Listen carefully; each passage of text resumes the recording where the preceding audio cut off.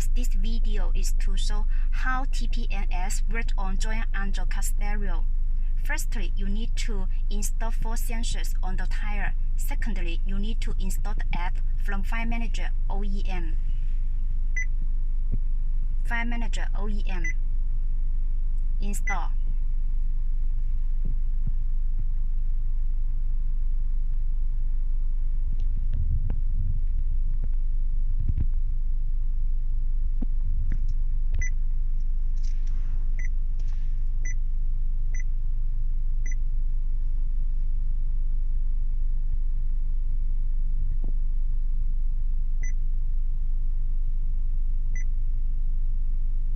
You can set the around interval value in these settings.